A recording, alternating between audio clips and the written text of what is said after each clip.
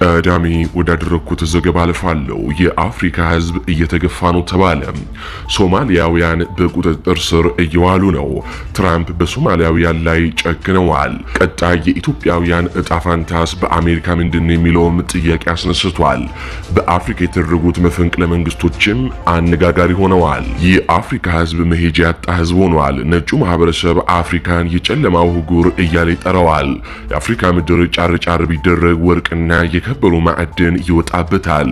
ትንሽ ዝቅ ተደርጎ ቢቆፈር ደግሞ ነዳጅ እንደ ጅረት እየተፈለቀለቀም ይወጣል። ምን ያደርጋል? የአፍሪካ ህዝብ መሪ አልታደለም። አፍሪካ ውስጥ ደህና መሪ ማግኘት ይከብዳል። መሪዎቹ በልጅነታቸው በድህነት ተቆራምደው ያድጋሉ። እንደሚታወቀው ደግሞ አፍሪካ ላይ የድሃ ስራ ውትድርና ነው። የሚበሉ ሲያጡ ወታደር ይሆናሉ። ቁጭ ብዬ በረሃብ ከመሞት እየበላው በጥይት ልሙት ብለው ወታደር ይሆናሉ። እድገት ይሰጣቸዋል። የጀነራልነት የኮሎኔልነት ማዕረግ ያገኛሉ። ግን ድልቅቅ ያለ ህይወት መኖር ይፈልጋሉ። ስለዚህ የሀገር መሪም መሆን ያሻሉ። ያሲራሉ። የነሱን ብጤ የሰራዊት አባላትን ከጎናቸው ያሰልፋሉ። የሆነ ቀን ላይ ቤተ መንግስት ይገቡና መፈንቅለ መንግስት ይፈጽማሉ። በቅቤ ምላሳቸው ህዝቡንም ያታልሉታል።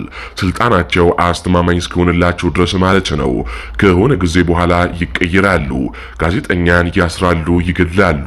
ተቃዋሚዎችንም ያሳድዳሉ፣ ይገድላሉ። ከበፊቶቹ መሪዎች ባሱ አምባገነን ሆነው ቁጭ ይላሉ። በቢሊዮን የሚቆጠሩ ዶላሮችንም ያሸሻሉ። የተቀናጣ ህይወት ይኖራሉ። ህዝቡ ቢራብ፣ በበሽታ፣ በጦርነት ቢያልቅ ደንታቸው ፈጽሞ አይደለም። ህዝቡም ይሰደዳል። በሰው ሀገር ኑሮን ለመግፋት ይገደዳል። ወደ ሌላ ሀገር ለመሻገር በሚያደርገው ጥረት ደግሞ በበረሃ በውሃ ጥምና በረሃብ ይሞታል። በባህርም ሰምጦ ይቀራል። ይህ የአፍሪካ ነባራዊ ሀቅ ነው። ቻይናውያን በአፍሪካ ተንሰራፍተዋል። በአፍሪካ ቻይናውያን በኮንስትራክሽን ስራም ተሰማርተዋል። ወደ አፍሪካ የሚላኩት ደግሞ ታስረው የነበሩ ወንጀለኞች ናቸው። አፍሪካ ገብተው ወንጀል ይሰራሉ። ከሰሞኑ ከወደ ኬንያ አንድ ተንቀሳቃሽ ምስል ወጥቷል። ፋብሪካ ውስጥ ነው አንድ ቻይናዊ ኬንያውያንን ሲደበድብ ይታያል። በኢትዮጵያም ቻይናውያን ብዙ ግፎችን እንደሚፈጽሙ ይነገራል። አንድ ቻይናዊ ኢትዮጵያውያንን በብረት ቀጥቅጦ መግደሉን በቅርቡ የማንዘነጋው ነው። ቻይናውያን የኢትዮጵያውያን ሴቶችን ለባርነት እያዋሉም እንደሚገኙም በርካታ መረጃዎች እየወጡ ነው። ለአግባሽና ወደ ቻይና ልውሰድሽ ይላሉ። ኢትዮጵያዊቷም እሺ ትላለች። አግብታ ይወስዳታል። ቻይና ሲደርሱ ባልና ሚስት መሆን ይቀርና በግዳጅ ለሱ ቤተሰቦች ስራ ትሰራለች። ፓስፖርቷን ይቀማታል። እረፍት አይታሰብም።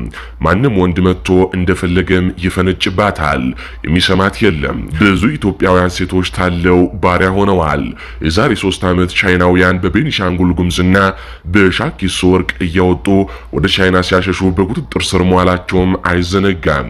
ዝሆን እየገደሉ ጥርሱን ወደ ሀገራቸው ሲያሸሹም ተይዘዋል። ድሮ አውሮፓውያን ነበሩ አፍሪካን በቀኝ ግዛት ስር አድርገው ህዝቦቿንም በባርነት ይወስዱ የነበሩት። አሁን ደግሞ ቻይና የሆነች ይመስላል። ሩሲያ ኬንያውያን ወጣቶችን ልውሰዳችሁና ፋብሪካው ስሩ፣ ክፍያውንም በወር $3000 ነው ብላ ወስዳ ከዩክሬን ጋር በምታደርገው ጦርነት ማግዳቸዋለች። ሩሲያ የሰራዊት እጥረት አጋጥሟታል። በ3 ዓመቱ ጦርነት ብቻ ሚሊዮን የሚጠጋ ሰራዊት እንደገበረች ነው መረጃዎች የሚያሳዩት። ሞኙንና ተላላውን የአፍሪካን ወጣት እየማገደችው ነው። የአፍሪካ ህዝብ ተጠልቷል። የአሜሪካው ፕሬዝዳንት ዶናልድ ትራምፕ በአሜሪካ የሚኖሩ ሶማሊያውያንን ቆሻሻ ብለው ጠርተዋቸዋል። አሁን ላይ በፖሊስ በቁጥጥር ስር እየዋሉም ዲፖርት እየተደረጉም ይገኛሉ። ትራምፕ እንዳሉት ከሆነ ሶማሊያውያን ሀገራቸውን አፍርሰው የእኛንም ሀገር ሊያፈርሱ ነው ሲሉም ተናግረዋል። ኢትዮጵያውያንም የዚህ ስጋት እንዳለባቸው እየተነገረ ነው።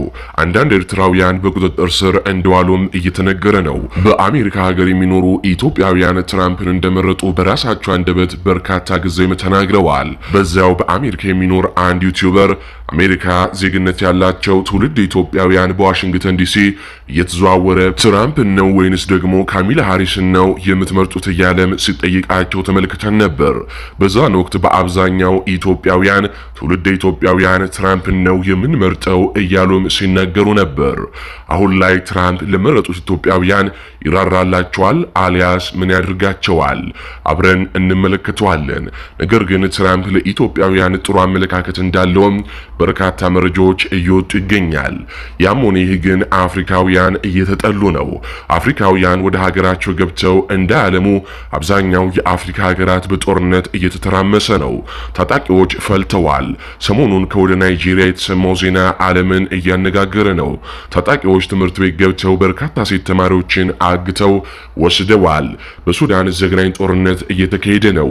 በኢትዮጵያም የእርስ በርስ ጦርነቱ እየተባባሰ እንጂ ሲበርድ አይታይም። ይህ ሁሉ ባለበት አፍሪካውያን ስደተኞች ተመልሰው ወደ አፍሪካ እንዴት ብለው ይመለሳሉ? አሁን በአፍሪካ አምባገነን መንግስታት ለመገርሰስ እንቅስቃሴዎች እየታየ ነው። በአንድ ሳምንት ውስጥ በጊኒ ቢሳውና በቤኒን መፈንቅለ መንግስት ተካሂዷል። ይሄ የሚያሳየው የአፍሪካ ነገር ታጥቦ ጭቃ መሆኑን ነው። መፈንቅለ መንግስት ስልጣን ላይ የተቆናጠጡት ወታደሮች ከበፊቱ የባሰ አምባገነን እንደሚሆኑ ግልጽ ነው። ከዚህ በፊት ያየነው እሱን ነው። ብቻ አፍሪካ በጠና ታማለች። አሁን በቀጥታ ከአማራ ክልል ወዳገኟቸው አበይትና ሰበር የጦር ግንባር መረጃዎች አልፋለሁ። በቅድሚያም ቤተ አማራ ወሎ ላይ እናተኩራለን።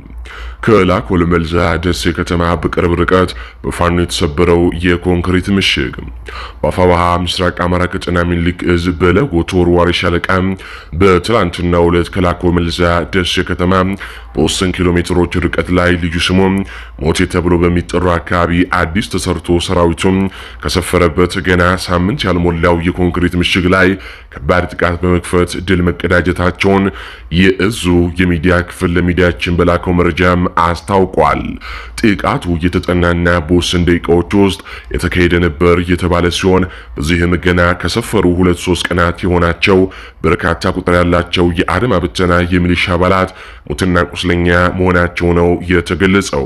ከወደ ፋኖ የተሰነዘረባቸውን እጅግ ከባድ ጥቃት መቋቋምና መመከት ያልቻሉት የብአዴን ተላላኪ ወታደሮች ሙትና ቁስለኛቸውን በተሽከርካሪ ጭነው ወደ ደሴ ከተማ መፈርጠጣቸውን እዙ በህዝብ ግንኙነቱ መምሪያ በኩል ለሚዲያችን በላከው መረጃም ገልጿል።